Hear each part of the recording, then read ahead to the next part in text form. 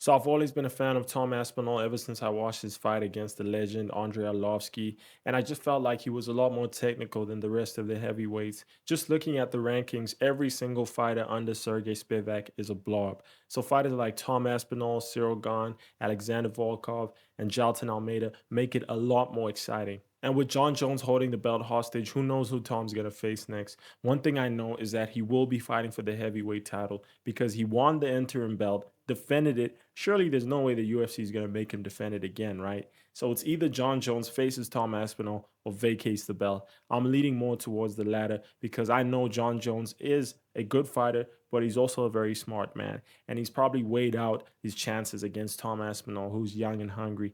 And it's just not in his favor. But there still is a chance that he could win. And for him to do that, he would have to exploit the weaknesses in Tom Aspinall's game. Now, having a lot of first round finishes, it's pretty hard to pinpoint exactly what those weaknesses are, but they are there. And if there's anyone who can exploit it, it's Jon Jones. Let's get into that. Before I continue, I ask that you like and subscribe if you enjoyed this video. Thank you.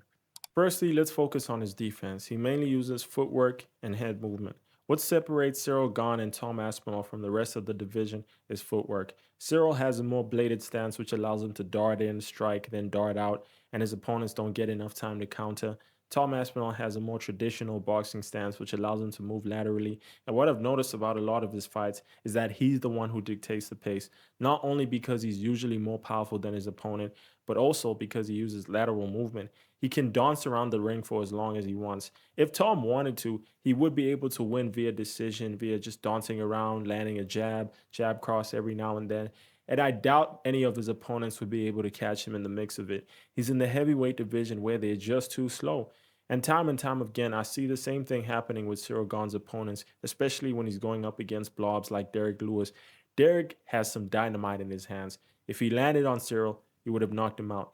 But no matter what, man, he just couldn't. Moving on to Tom Aspinall's head movement. Now I'm going to use my own terms to describe it. There's defensive and offensive head movement. That might sound contradictory because head movement is always defensive, but I mean defensive in a sense that it's strictly meant for evasion. Fighters who use this type of head movement are Izzy and Tom Aspinall, in a sense that they lean back and try to find an exit. They don't go for counters. Now, offensive head movement is when you follow up with a counter. A fighter who uses this is Ilia Topuria. In the finishing sequence of his fight against Alexander Volkanovski, Volk throws a jab that Ilia Topuria dodges. Then he follows up with a 3-4 combo. Then by the fourth punch, Volk was already out. Now, Tom is capable of using offensive head movement in his fight against Curtis Blades. If you remember correctly, Curtis kept on throwing the 1-2, and for the most part, Tom was avoiding it using the leaning back head movement. But then he eventually made the read on it and countered with the right hand. Now, when you look at Tom Aspinall's offense as a whole, his secondary weapons would probably be his elbows. He times them very well, like the one he landed on Marcin Tybura before he finished him. And in his fight against Sergey Spivak, I believe he clinched with him, landed a knee elbow combination that rocked Spivak, leading to the finish. And then he also has some pretty thudding low kicks. I don't think anyone can beat him in a low kick fight aside from Saragon, maybe, because he's a lot faster, times them very well, and they're all thudding. I mean, this is heavyweight at the end of the day. I don't think there's a heavyweight that doesn't throw a painful leg kick. Now, it's not his secondary weapons that I'm really worried about, but rather the primary. Because what do Jay Collier, Sergey Pavlovich, and Marcin Tybura have in common? They all got finished by Tom Aspinall's 1-2. Tom undeniably has the most lethal 1-2 in UFC history. And I think it's going to be a major problem for Jon because when you look at Jon's biggest strengths, the oblique kicks, straight punches, just keeping his opponents on the outside with his 84-inch reach. If you can get through the oblique kicks and straight punches, you will give him problems. Look at the fighters that had a little bit of success against him: Alexander Gustafsson, DC, and Dominic Reyes. Once they got in the pocket, Jon is a deer at headlights. Even old man Stipe was giving him some problems in the pocket. So what do you think Tom Aspinall is going to do? And the thing about Tom is that you can't afford to let him get in even once because he might just finish you. There's a reason he has so many first round finishes, and Jon is not the best boxer. Jon is not going to outstrike Tom Aspinall. Keep in mind he's going to be a lot slower and lighter. He weighed about 237 pounds when he fought Stipe Miocic, whereas Stipe was 248. Tom weighed about 251 pounds when he fought Curtis Blades. And even if John does bulk up, that'll only make him slower. I'm pretty sure part of the reason why he weighed 237 is because he would be a lot slower if he weighed anything heavier than that. Jon Jones' best bet is to wrestle. Tom Aspinall does have a black belt in BJJ, but his best submission wins are over Alexander Volkov, Andrei Arlovsky, who aren't the most accomplished grapplers in the sport, so we shouldn't give Jon Jones too many problems on the ground. And even then, can John take Tom down? I don't know.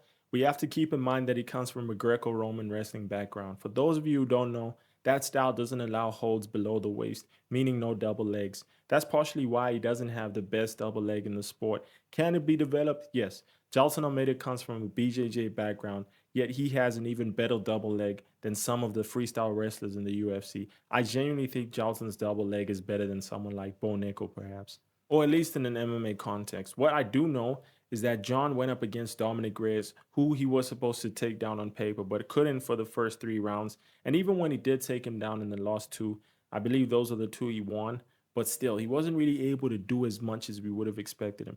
Now, if you're going up against Tom, who's even bigger than Dominic Reyes, and I'd assume has better defensive wrestling, I don't know if John will be able to take him down. Even Alexander Gustafsson and Thiago Santos gave him some problems, and that's because where Jon Jones shines is with his defensive wrestling. He went up against Daniel Cormier, who's an Olympic bronze medalist, yet he stuffed the takedowns and landed a few of his own. But that's the thing. Tom is not going to wrestle with John. His game plan is to probably land a 1-2 on John that hopefully knocks him out within the first round. Now, that's probably what would happen if they were to fight, because John only has 2 fights at heavyweight. One was against Cyril Gahn, who's not well rounded, still a good win though. The other was against Stipe Miocic, who's a fighter who happens to be 50 years old. That's not enough experience for me to have confidence in picking Jon Jones. Tom Aspinall is an accomplished heavyweight. He's pretty much knocked out all of the guys in the top five outside of Jon Jones. Jon Jones would be on the list if he was willing to fight him, and I just don't think he isn't because he knows he's too old. Tom is too young. Tom is riding a wave of momentum. He's not going to win the fight. Anyway, you guys let me know what you think in the comments. Don't forget to like and subscribe. Thanks.